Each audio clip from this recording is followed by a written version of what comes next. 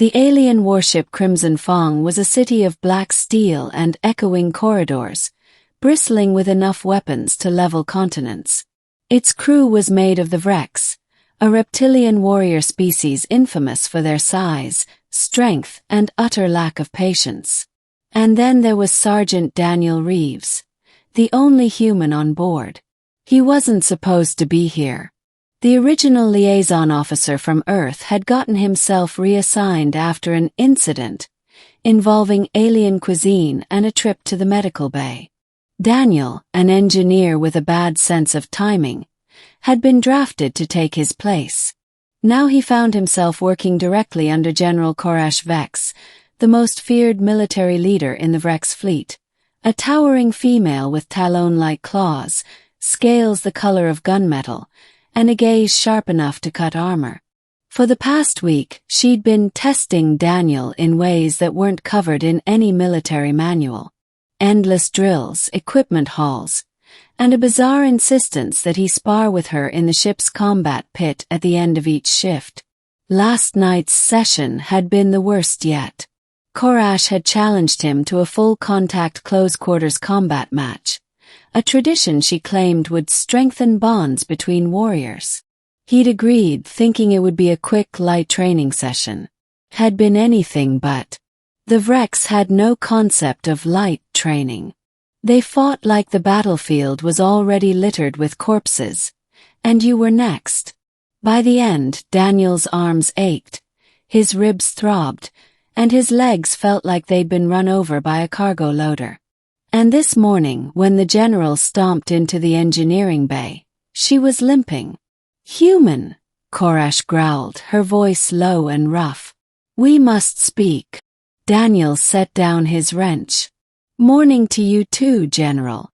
She didn't return the greeting. Instead, she stepped closer, looming over him until her shadow swallowed the workbench. Her vertical pupils narrowed as she hissed. "I can't sit down after last night." Daniel blinked. Sorry. You used me wrong instead of pleasing me." Her tone was accusatory, but there was no malice, more like frustration. Daniel froze, trying to mentally replay their match and see what exactly she was talking about. "Look, if I hit you too hard, I'm sorry.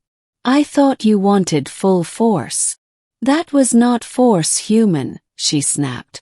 "That was a series of awkward, poorly placed impacts that bruised my rear plating and offered no satisfaction to my warrior spirit."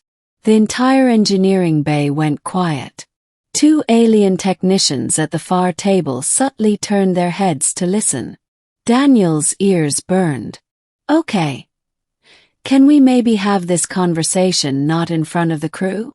Korash's nostrils flared, but she followed him to a storage alcove. Middle. Inside the alcove, Korash crossed her massive arms. "When warriors of my people clash, there is an art to it. A rhythm." "You flailed." Daniel frowned. "I improvised." "You blundered." He sighed. "Fine. I'm not exactly trained in Vrex combat styles. Humans don't generally wrestle 8-foot lizard generals for fun." "Then you will learn," she said simply. "Or," Daniel countered, "you could explain exactly what I did wrong so I don't, cause you to not sit down again." Korash bared her teeth, a Vrex grin. "You struck from poor angles. You never engaged my balance points. And your follow-through was pitiful. That's all. And," she hesitated, "you ignored the part of the ritual where the victor helps the fallen warrior to stand, offering a hand as a sign of respect." Daniel scratched the back of his neck. "You mean when you were lying on the floor growling at me?" "That was not growling," she said indignantly. "That was an invitation to assist me up. I thought you were threatening to disembowel me." "That too. But respectfully." Daniel couldn't help but chuckle. "All right, fine. We'll try again tonight. But I'm warning you, humans aren't built for the same kind of endurance you are." Korash's eyes gleamed. Then I will pace myself. That evening they met in the combat pit again. Word had spread, and a small crowd of crew members gathered to watch. Korash circled him slowly, her tail swaying. Remember, she said, strength is not the only weapon. Precision, timing, and the willingness to exploit your opponent's weakness. Daniel nodded. He tried to focus on her movements, remembering the awkward hits from the night before and correcting his stance.